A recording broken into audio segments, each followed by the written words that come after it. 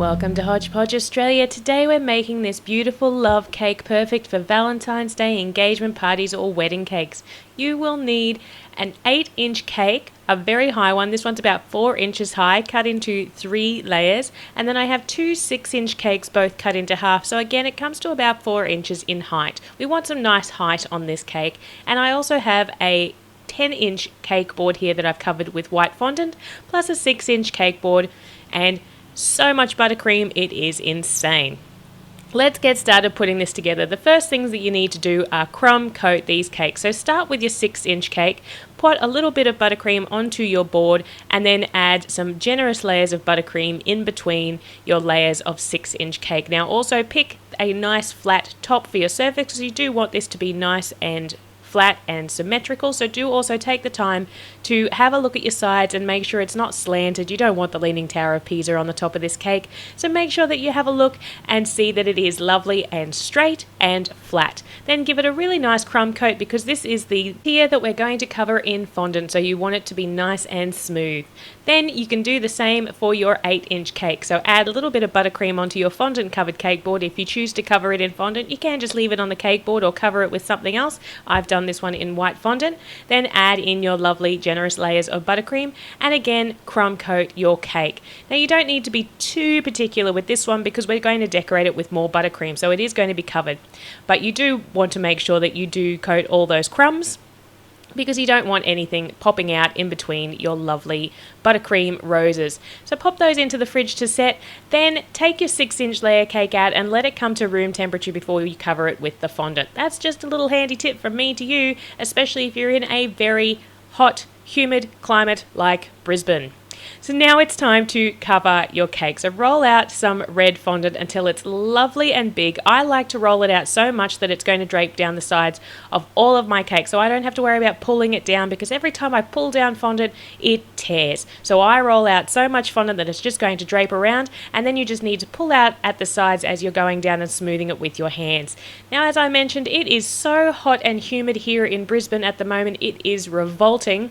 So my fondant got a little bit sweaty.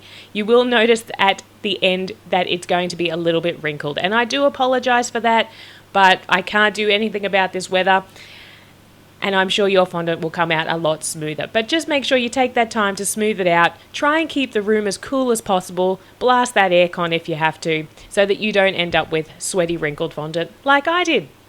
But here you have our 2 layers. So we have our dried red fondant layer, and we have our crumb coated 8-inch layer. I also have some buttercream in a piping bag with a 1M rose piping tip that my camera doesn't want to focus on, but trust me, it's a 1M Wilton tip.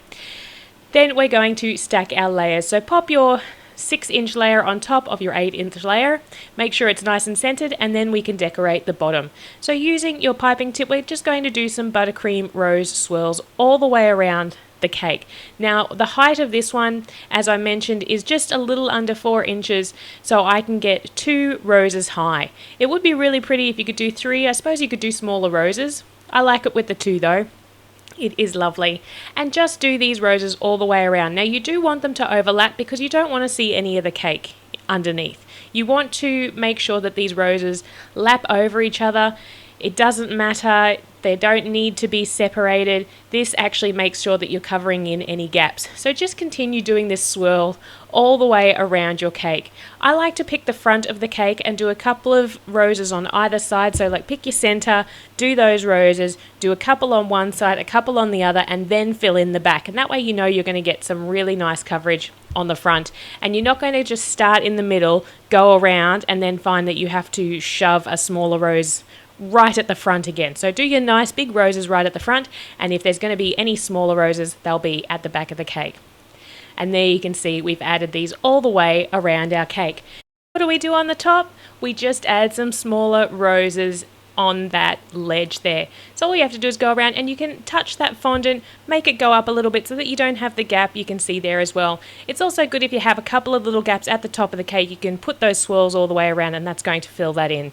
So again, just complete that all the way around the top of your cake, and there you have a beautiful two-tiered love cake, which is just perfect to make your love on Valentine's Day, or use it for an engagement party, use it for a wedding cake. I love the look of these roses all the way around a tier. I think it's so delicate and beautiful. You could leave it just as that, but if you would like to add a little bit more, we're going to make a cake topper, which again is super simple.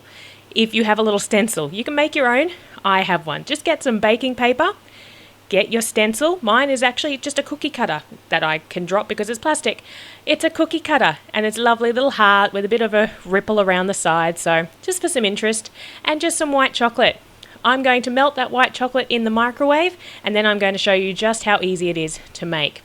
So I have melted my white chocolate, and just by pouring this white chocolate onto the baking paper in the middle of my cookie cutter, that's how I'm going to form that. It's that easy. So just hold down your cookie cutter, because you will notice that it's going to have a little bit of a gap underneath, so you don't want it seeping out. Just use one hand to hold it down, and the other hand simply to press that chocolate into all the crevices of your cookie cutter stencil, because you don't want to lift that up and find that you missed a bit and then you've got a misshapen heart or whatever stencil it is that you choose to use. So just press that around. The good thing about the chocolate is it's always going to start to set almost straight away, so you can just make sure you get it as smooth of a bottom as you can on that, and then lift that stencil back up gently, and there you have a beautiful chocolate heart, and it's got a bit of heft to it as well, so it's not going to be too delicate.